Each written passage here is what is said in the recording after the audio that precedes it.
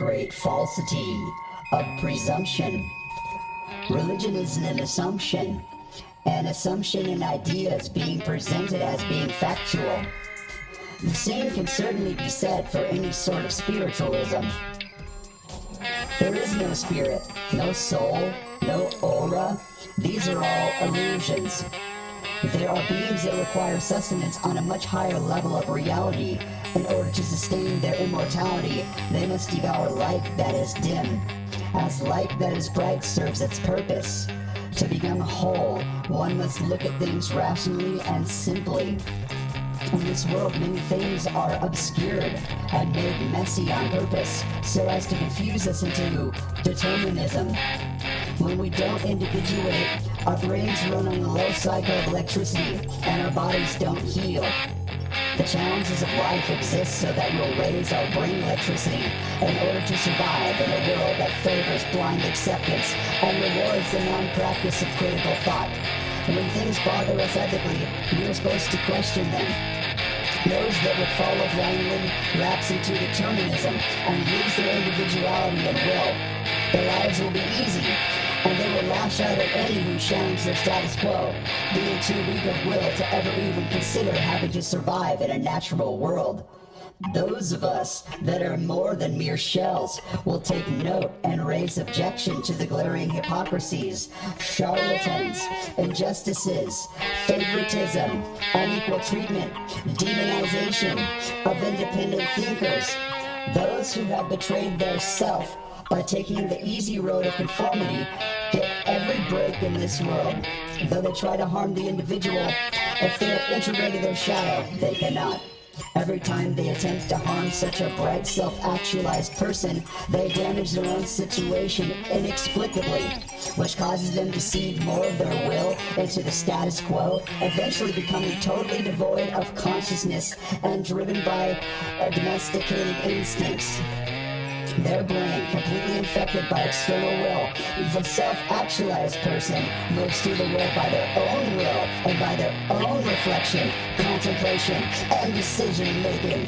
They are freed not only by being unbound by deterministic predestination, but by also being able to avoid becoming livestock for a will beyond one's comprehension. Don't cows and chickens have an easy life? Of course, but they are all being led unquestioningly to be slaughtered, cleaned, and devoured. There is no such thing as spirit, aura, astral travel, or any such thing of the sort. These are all perversions of the magnetic field. To recognize one's magnetic field and unify one's breath with it is to increase one's electromagnetic influence. We have a world that seems to be limited as well. This is because of the buildings that trap the lines of electromagnetic force, which creates an electromagnetic dome that prevents our traveling outside a certain range. Priests and pastors use the trapped electromagnetism to lead the weak to be devoured. This subtle force is barely perceptible in its reduced state and is confused for spirit. Sermons are meant to confuse, scold, and make dependents of the congregation. Only when they sing as one, thereby being relieved of unwarranted guilt, they relax enough to feel it. The magnetic field, being deprived of one's connection, mortality is the result. Were it not for religion, everyone could live forever. The planes are limitless and literally never ends. Therefore, without immortality, one cannot even begin to explore existence.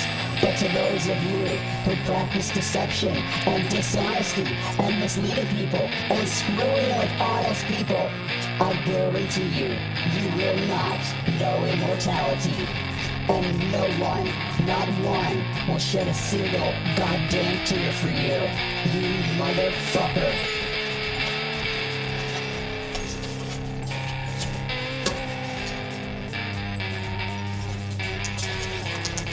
Don't go causing all the trouble in the world and getting mad when something bad happens. I mean, you caused it. Everyone else just wanted to have a good time. But you just had to fuck with everybody because your head was more important to you than any other thing in this world. More than your friends, more than your loved ones, more than your pets, more than sanity, more than decency, more than caution, more than consideration that one's actions might cause harm to others.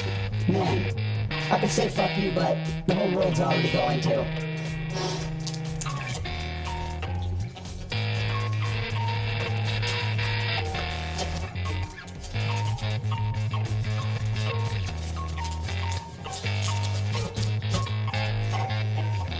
I love life, and I'm gonna be the best thing I can for this world, and it's not what I wanted.